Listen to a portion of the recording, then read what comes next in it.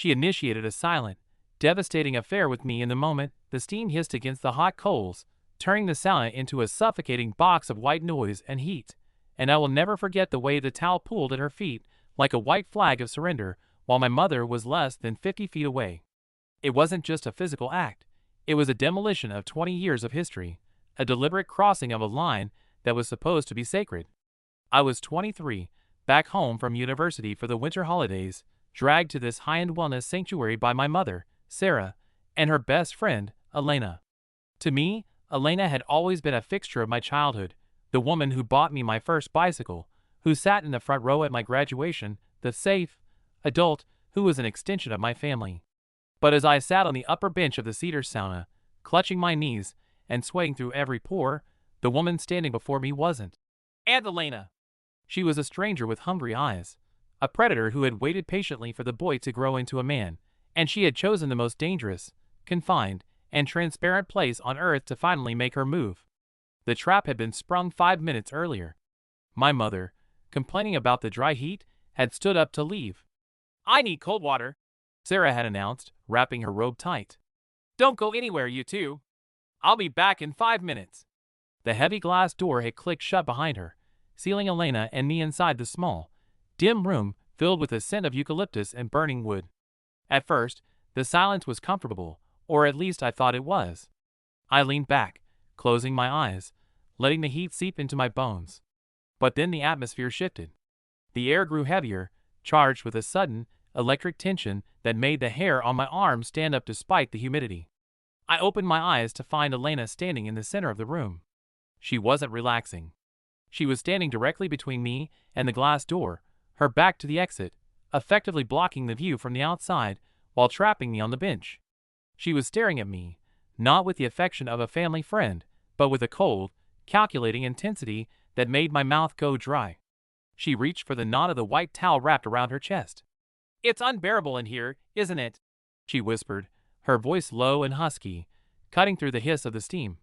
I froze, my heart hammering a frantic rhythm against my ribs. Yeah, maybe we should turn it down," I stammered, reaching for the bucket of water. Elena didn't move. Her fingers lingered on the fabric of her towel. Through the frosted glass of the door behind her, I could see the blurry shapes of other spa guests walking past. My mother could return at any second. The risk was astronomical. "The heat isn't the problem, Alex," she said, taking a step closer, invading my personal space until I could smell the expensive lotion on her skin beneath the scent of cedar. "The problem is that we're pretending this tension doesn't exist." Before I could process the meaning of her words, she let go of the towel. It fell to the wooden floor with a soft, damp thud. She didn't flinch. She didn't cover herself. She stood there, perfectly poised, letting me see everything, the curve of her hips, the confidence in her posture, the way she owned her body in a way girls my age never did. "It's too hot for clothes," she murmured, her eyes locked on mine, challenging me to look away. "And it's too late to pretend you aren't looking." Panic and arousal crashed into me simultaneously. My brain was screaming that this was my mother's best friend, that my mom was literally just down the hall, that the door was made of glass. But my body was reacting to the raw, unfiltered reality of her nakedness inches from my face. "Elena, my mom," I choked out, my voice barely a whisper. "She's coming back." Elena smiled, a slow, dangerous curling of her lips. She leaned forward, placing her hands on my knees, her touch searing through my skin. "She won't see anything through the steam if I stand right here," she whispered, her voice dripping with adrenaline. "She thinks I'm the responsible one. She trusts me with her life. She trusts me with you." She moved her hands up my thighs, her touch possessive and terrifyingly bold. We were gambling everything on the density of the fog and the timing of a woman who knew us both better than anyone. Then, the unthinkable happened. The heavy brass handle of the sauna door began to turn downward. I saw the distinct, blurred silhouette of my mother approaching the glass from the outside. She was back early. Elena was standing completely naked in the middle of the room, her hands on me, with nowhere to hide, and no time to retrieve the towel that lay in a heap at her feet. The latch clicked. My heart stopped. If that door opened 3 inches, my life as I knew it was over. Elena's eyes widened, the first crack in her composure appearing as the reality of the situation came crashing through the cedar door. The brass handle of the sauna door jerked downward with a metallic click that sounded like a gunshot in a small, cedar-lined room. My heart stopped beating for a singular, terrifying second. Elena didn't scramble for her towel. There was no time. Instead, she threw her naked body against the heavy glass door, slamming her palms against the wood frame and using her weight to jam the mechanism just as the door cracked open an inch. A sliver of cool hallway air rushed in, hitting my overheated skin, followed immediately by my mother's confused voice. "Elena? The door is stuck. Is everything okay?" I was frozen on the upper bench, my hands gripping the edge of the wood, staring at the woman who was currently pressing her bare skin against the frosted glass, separated from my mother by less than 2 inches of tempered silica. Elena turned her head slightly, catching my eye with a look that was equal parts panic and wild, adrenaline-fueled exhilaration. "I'm fine, Sarah," she shouted, her voice pitching up just enough to sell the lie. "My bikini bottom snagged on a nail on the bench. I'm trying to untangle it without ripping the fabric. Give me a second." "Oh, for heaven's sake," my mother sighed, her silhouette shifting impatiently on the other side of the frosted glass. "Do you need help? I can come in." The thread hung in the humid air like a guillotine blade. Elena pressed harder against the door, her muscles tensing under the sheen of sweat. "No," she barked too quickly, then softened her tone. "No, I've almost got it. Just wait right there. Don't come in, you'll just make me nervous." There was a pause, an agonizing stretch of silence where I could hear the blood rushing in my ears like a roaring river. Finally, my mother laughed, a casual, oblivious sound that twisted the knife of guilt in my gut. "All right, hurry up. I'm going to grab a cucumber water. I'll be right outside." Her shadow receded slightly, but she didn't leave. She stayed hovering near the entrance, effectively turning the sauna into a prison cell. Elena didn't step back. She didn't pick up the towel. Instead, she turned around slowly, her back resting against the glass door that my mother was guarding. The condensation on the glass framed her like a halo of mist. She looked at me, and the fear in her eyes dissolved into something darker, heavier. "She's not leaving," Elena whispered, her voice barely audible over the hiss of the heater. "We're trapped, Alex. But we're also invisible." The atmosphere in the room shifted from panic to a thick, suffocating intimacy. The steam had grown denser, wrapping around us like a protective blanket. Elena pushed herself off the door and walked toward me. She moved with a deliberate, predatory slowness, ignoring the towel that lay sodden on the floor. She stepped between my knees, her thighs brushing against mine, her heat radiating through the damp air. "We have maybe 2 minutes before she loses patience," she murmured, placing her hands on my chest, her fingers sliding through the sweat on my skin. "2 minutes where the world stops. 2 minutes where you belong to me." She leaned in, her lips grazing my ear, and her hand drifted lower, shattering my resolve. I tried to speak, to tell her this was insane, but she covered my mouth with her own, silencing me. It wasn't a gentle kiss, it was a demand. She was proving that the danger didn't scare her, it aroused her. The risk of discovery, the proximity of my mother, the forbidden nature of our connection, it was all fuel for the fire she was lighting inside me. "Alex?" My mother's voice cut through the steam, muffled but clear. "Are you still alive in there? It's getting awfully hot." Elena pulled back inches from my face, her eyes dancing with a wicked light. She didn't stop what she was doing. Her hand continued its rhythmic, maddening work, pushing me to the edge of sanity while demanding I maintain a conversation. She nodded at me, a silent command to answer. I swallowed hard, my voice trembling as I forced words out of my constricted throat. I'm good, Mom," I choked out, squeezing my eyes shut as Elena increased the pressure, her fingernails digging into my thigh. "Just sweating it out." "Well, don't stay in too long," Sarah replied cheerfully. "We have that dinner reservation at 6. The surreal horror of discussing dinner plans while her best friend was bringing me to the brink of climax was dizzying. Elena watched my face contort, feeding off my struggle to keep my composure. She was weaponizing the silence, using the steam as a veil to explore limits that should never have been crossed. The condensation on the glass door behind her had begun to drip, creating long, weeping trails, a symbol of the barrier between our sweaty, secret reality and the cold, clean world outside. "Okay, that's it." Sarah's voice suddenly sharpened with impatience. "Elena, snag suit or not, I'm coming in to help. You've been in there too long. The handle turned again, forcefully this time. The spell broke instantly. Elena gasped, pulling her hand away as if burned. She scrambled backward, slipping on the wet floor, her foot kicking the water bucket over with a loud, metallic clang. Wait! She screamed, diving for her towel, but it was too late. The door swung open, dragging the heavy, humid air out into the cool hallway. I sat frozen on the bench, chest heaving, while Elena lay on the floor, half covered by the towel she had frantically grabbed, looking up at my mother with wide, innocent eyes. Sarah stood in the doorway, blinking into the steam. My God, what happened? She asked, rushing forward to help Elena up.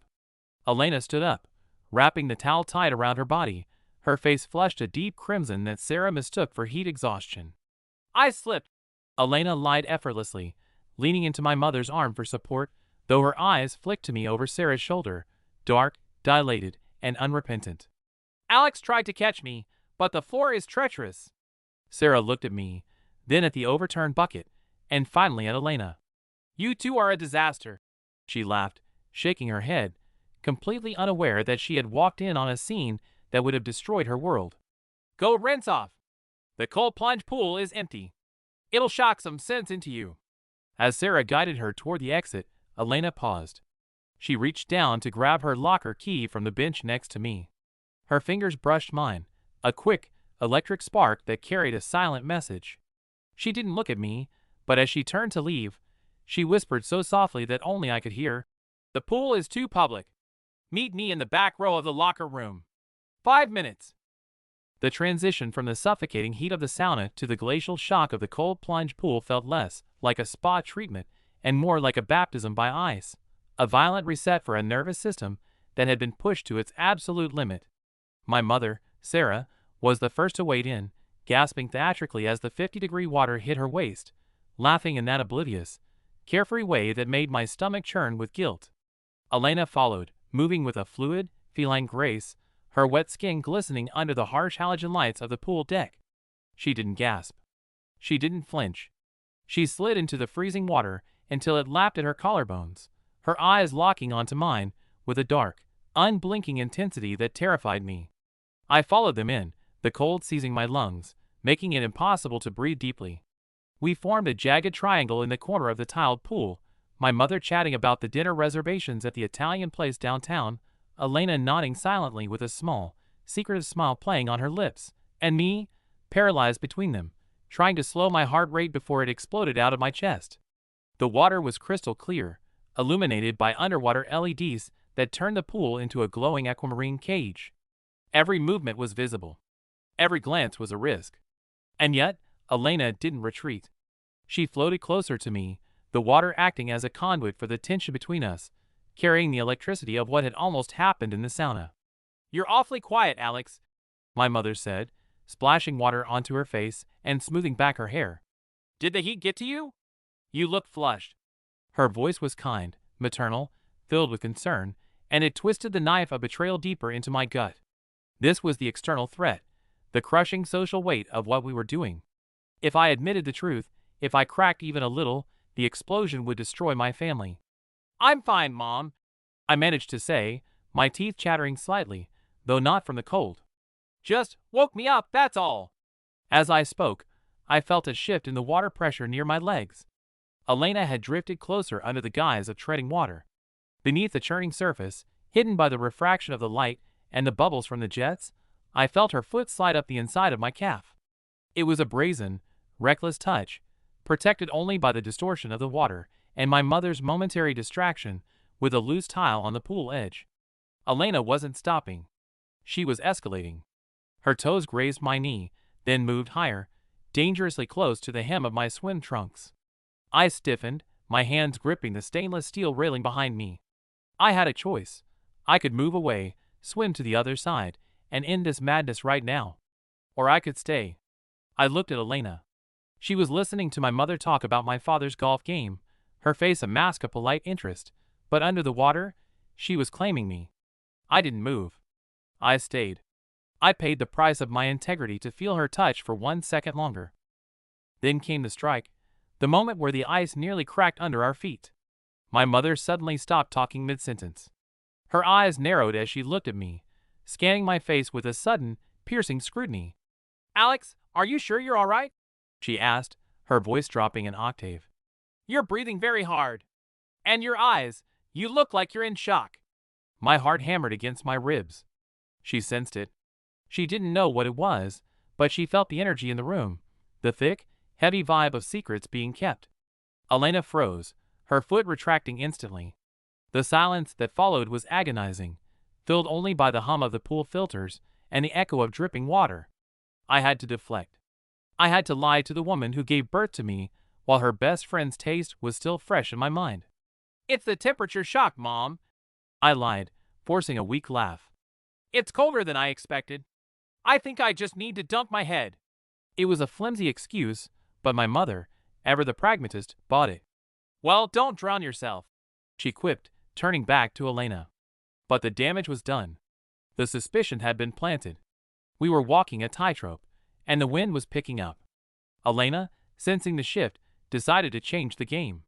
She lifted her wrist out of the water, feigning distress. "Oh no," she gasped, looking at her bare arm. "My tennis bracelet. The clasp must have snapped in the sauna. It's not on my wrist." She looked down into the churning blue depths of the pool. "It must have fallen off when I jumped in. Alex, you have better eyes than I do. Can you check the bottom?" It was a command, not a request. The bracelet was a symbol, a piece of jewelry my mother had admired for years, a marker of Elena's status. Now, it was the ticket to a new level of our game. She was ordering me to her feet. My mother immediately chimed in. "Oh, Elena, that diamond one? Alex, quick, find it before it gets sucked into the drain." I took a deep breath, filling my lungs with the heavy chlorine air and Dove. The world under the surface was silent and blue, a muffled sanctuary away from my mother's voice. I opened my eyes, the chlorine stinging, and saw the bracelet glittering on the white tiles near Elena's feet. But I didn't grab it immediately. I looked up. Through the wavering water, I saw Elena's legs, pale and shapely, suspended in the blue void. She wasn't moving away. She was waiting. I reached out, my hand drifting past the bracelet, and brushed my fingers against her ankle. It was a fleeting, desperate confession, an acknowledgement that I was down here not for the diamonds, but for her. She didn't kick me away. She pointed her toe, a subtle gesture of acceptance, of permission. I grabbed the bracelet, my lungs burning, and pushed off the bottom, breaking the surface with a gasp that sounded too much like a sob. I held the jewelry up, water streaming down my arm. "Got it," I panted, handing it to her. Our fingers brushed, cold skin against cold skin, and for the first time, the touch didn't feel like a secret, it felt like a promise. Elena took the bracelet, her eyes locking onto mine with a terrifying softness. "Thank you, Alex," she whispered, clasping it back onto her wrist. "I'd be lost without it." The symbol had changed. It wasn't just jewelry anymore. It was a collar she had placed back on herself, and by retrieving it, I had agreed to hold the leash. We climbed out of the pool, shivering, wrapping ourselves in the thick white hotel robes. The adrenaline was starting to curdle into dread. I needed to get away, to process what was happening, to check my phone and see if I could find a way out of dinner. "I'm going to grab my phone from the lounger," I said, walking toward the stack of dry towels near the entrance. "I need to check the time." But as I approached the chairs, I stopped dead. My mother was already there. She was holding my phone, which I had foolishly left screen up on the side table. The screen was lit up, glowing bright in the dim room. Sarah was staring at it, her brow furrowed in confusion. She looked up at me, then at Elena, and then back at the phone. "Alex," she said, her voice dangerously calm, holding the device up so I could see the notification. "You just got a message from a contact listed only as E. It's a photo. And the text says, 'My locker is unlocked. Row 4. She turned the screen toward me. It was a selfie of Elena's legs, taken minutes ago in the sauna. My mother looked at me, the confusion in her eyes hardening into a cold, dawn-like realization. "Who is he, Alex? And why are they waiting for you in the locker room?" The silence that descended on the pool deck was absolute, a vacuum where the only sound was the hum of the filtration system and the roar of blood in my own ears. My mother, Sarah, stood there like a prosecutor holding the smoking gun, the screen of my phone illuminating her confused, furrowed brow. The photo was small, Just a glimpse of shapely legs against a wooden bench, but the message, "My locker is unlocked," was a grenade with the pin pulled. I looked at Elena. She was freezing, her face a mask of carefully constructed shock, but her eyes were screaming at me to fix this. If I faltered, if I let my mother connect the dots between E and Elena, the explosion would incinerate our families. I had to make a sacrifice. I had to throw my own reputation into the fire to save hers. I stepped forward, snatching the phone from my mother's hand with a burst of feigned teenage annoyance, my face burning with a heat that had nothing to do with the sauna. "Mom, please!" I snapped, my voice cracking with fake embarrassment. It's Emily. A girl from campus. She's visiting her parents in town." My mother blinked, the suspicion shifting from dangerous confusion to maternal disapproval. "Emily?" she repeated, looking at the phone in my hand as if it were contaminated. "Since when do you have a girlfriend who sends unsolicited photos while I'm standing right next to you? And why is she at a locker?" I unlocked the phone and shoved it into my pocket, burying the evidence. "She's at the gym," I lied, the fabrication tasting like ash in my mouth. "She's intense. We're fighting. That's why I was weird in the pool. I didn't want to talk about it." It was a flimsy shield, but it held. Sarah sighed, the tension draining out of her shoulders, replaced by disappointment. "Well, tell Emily that we are having a family dinner, and she needs to learn some boundaries," she said, turning away to grab her towel. "I'm going to shower. Meet me in the lobby in 20 minutes. Do not make us late for the reservation." She walked toward the women's locker room, leaving me standing on the wet tiles, shaking from the adrenaline crash. I looked at Elena. She hadn't moved. She watched my mother leave, then turned to me, her expression unreadable. She didn't say thank you. She just touched her locker key against her lips, a silent reminder of the appointment I had just lied to keep, and followed my mother into the changing rooms. I waited 5 agonizing minutes until the coast was clear, then I made the choice that severed the last thread of my innocence. I took out my phone, typed a text to my mother. "Stomach cramps. Think the heat got to me. I'm going to walk home and sleep it off. Go to dinner without me." I hit send, then powered the phone down completely. I was bailing on my mother, leaving her to eat alone, effectively choosing the mistress over the parent. I walked past the men's locker room and slipped into the corridor leading to the VIP changing suites, the area where Elena had said, row 4, was located. It was a unisex area for private members, quiet and lined with mahogany lockers. The air smelled of expensive hairspray and lavender. I found row 4. The aisle was empty. Locker 402 was slightly ajar. I reached out to open it, my hand trembling, but before I could touch the metal, a hand shot out from the alcove between the rows and yanked me into the shadows. It was Elena. She was half-dressed, wearing only a silk slip and her unclasped bra, her hair wet and wild around her shoulders. She slammed me back against the cold metal lockers, the sound echoing dangerously in the quiet room. "You lied to her," she whispered, her hands gripping the lapels of my robe, her eyes wide and searching. "You looked her in the eye and lied for me. I didn't have a choice," I rasped, the scent of her damp skin overwhelming my senses. "You almost got us caught." "I know," she admitted, and for the first time, the mask of the predator slipped. She rested her forehead against my chest, and I felt a shudder run through her body. "I know, Alex. I'm losing my mind." She looked up, and I saw tears welling in her eyes, not tears of fear, but of a deep, crushing loneliness. "Do you know why I did it? Why I risked it in the sauna?" She didn't wait for an answer. "Because my ex-husband has a 20-year-old fiancée who posts their life on Instagram every hour. Because I sit in that big house you admire, and I talk to the walls. Because when Sarah looks at me, she sees a strong, independent divorcee. But when you look at me, you see a woman." It was a confession that shattered the dynamic of the game. She wasn't just a bored older woman toying with a boy. She was broken, and she was using me as the glue to hold herself together. The realization didn't push me away. It pulled me in deeper. I wasn't just a toy anymore. I was a necessity.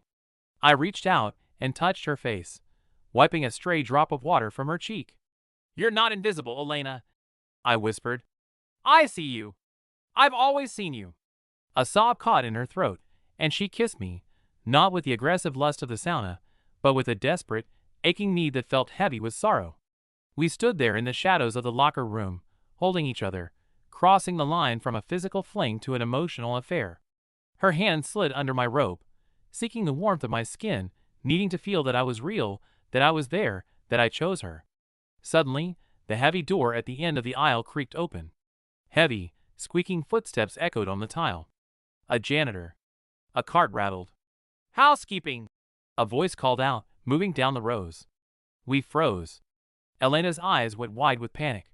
We were trapped in a blind alley of lockers. If the cleaner turned the corner, we were dead. Elena looked around frantically, then spotted the service exit door just behind us. It was alarmed, but it led to the parking garage. She looked at me, her face pale, the vulnerability vanishing behind a mask of survival. "My car is on level B," she hissed, her lips brushing my ear. "It's the black Range Rover. It's unlocked." She reached into her purse on the bench, grabbed her keys, and shoved them into my hand. "Go! Wait for me in the back seat. Keep your head down." "What about you?" I asked, gripping the keys. "I'll deal with Sarah," she said, a hard, determined glint returning to her eyes. "I'll tell her I'm driving you home because you're sick. I'm going to use your lie to get us out of here." She pushed me toward the fire exit. "Go, Alex. Tonight, we don't stop at the red lights." I huddled in the back seat of Elena's black Range Rover, pressing myself into the soft leather of the floorboards, breathing in the scent of her expensive perfume and the faint, lingering smell of menthol cigarettes. The parking garage was a cold, concrete echo chamber. Every car door slamming, every engine revving sounded like my mother coming to drag me out by my ear. I was a fugitive in my own life, hiding in the car of the woman who had just helped me deceive the person I loved most. 10 minutes felt like 10 years. Then, the driver's side door opened. Elena slid in, rain dripping from her hair, bringing the smell of the storm inside with her. She didn't look at me immediately. She gripped the steering wheel, her knuckles white, taking deep, shuddering breaths. Then she looked in the rearview mirror, her eyes finding mine in the shadows. "She bought it," she whispered, her voice trembling with a mixture of guilt and dark exhilaration. "Sarah thinks I'm a saint. She thanked me for taking care of her sick boy. She's eating pasta alone right now, worried about your stomach, while I'm stealing you." She started the engine, the powerful vehicle roaring to life, and peeled out of the garage. We didn't go to my house. We didn't speak. Elena drove with a focused, aggressive intensity, cutting through the rain-slicked streets until we reached the winding roads leading to the hills, to her house. The empty house she had cried about in the locker room. When she pulled into her long, gated driveway, the headlights cut through the darkness, illuminating the massive, silent mansion that was her cage. She put the car in park but didn't kill the engine. She turned in her seat to face me, the dashboard lights casting her face in a ghostly blue glow. "If you go inside with me, Alex," she said, her voice steady and terrifyingly serious, "you don't get to be the innocent kid anymore. You become the other man. You become the liar. There is no going back to how it was this morning." It was the final exit ramp. The last chance to run. I looked at the rain battering the windshield, then at her, this beautiful, broken woman who had shattered my world and offered me a new one in the ruins. I reached forward, placing my hand over hers on the gearshift. "I don't want to go back," I answered. "Open the garage." The culmination of the night wasn't a romance novel scene. It was a desperate reclaiming of life. We barely made it through the door from the garage to the kitchen. The house was vast and cold, but we turned it into an inferno. Elena wasn't the predator from the sauna anymore, and she wasn't the weeping victim from the locker room. She was a partner. We moved together with a frantic, starving energy, trying to erase the loneliness of her marriage and the boredom of my youth in a single hour. On the cold marble of her kitchen island, illuminated only by the light of the storm outside, we sealed our pact. It was reckless, it was wrong, and it was the most real thing I had ever felt. We were betraying my mother with every touch, but in that darkness, the guilt didn't stop us, it bound us closer together. We were conspirators now, sharing a secret frequency that no one else could hear. 1 month later, the routine had solidified into a dangerous, perfect ritual. It was Sunday afternoon, the obligatory family barbecue at my parents' house. The sun was shining, a stark contrast to the storm that had birthed our affair. My mother, Sarah, was laughing near the grill, holding a glass of iced tea. Alex looks so much better since he started going to the gym more often, doesn't he? She said, beaming at me. He's there almost every night. I smiled, flipping a burger, playing the role of the dutiful son. Yeah, Mom. It's great for stress. Elena was sitting at the patio table, wearing large sunglasses and a sundress, looking elegant and untouchable. She sipped her wine, nodding in agreement. Discipline is important, she said, her voice cool and casual. I'm proud of him. No one saw the truth. No one saw that the gym was her bedroom. No one saw the bruises on my back hidden by my t-shirt. And no one saw what was happening under the table. As my mother turned to check the corn, Elena extended her leg. Her bare foot slid up my calf, under my jeans, tracing the same path she had in the pool, but this time, I didn't freeze. I didn't panic. I reached down with one hand, pretending to adjust my shoelace, and gripped her ankle firmly, stroking her arch with my thumb. She didn't break her conversation with my father about stock prices, but I saw her breath hitch, just for a second. It was our secret language, spoken in the middle of a crowd. After lunch, as she was leaving, she hugged my mother goodbye, then turned to me. Good to see you, Alex, she said formally, shaking my hand. But as our palms touched, I felt the cold metal of a key press against my skin. It wasn't the car key this time. It was a spare key to her back door. I closed my fingers over it, sliding it into my pocket as if it were nothing. She walked to her car, her heels clicking on the pavement, and just before she got in, she looked back. She didn't wave. She simply tapped the frame of her sunglasses and lowered her chin, a silent confirmation for tonight. I stood in the driveway, waving goodbye like a good boy, feeling the sharp edge of the key biting into my thigh, knowing that as soon as the sun went down, the lock would turn again.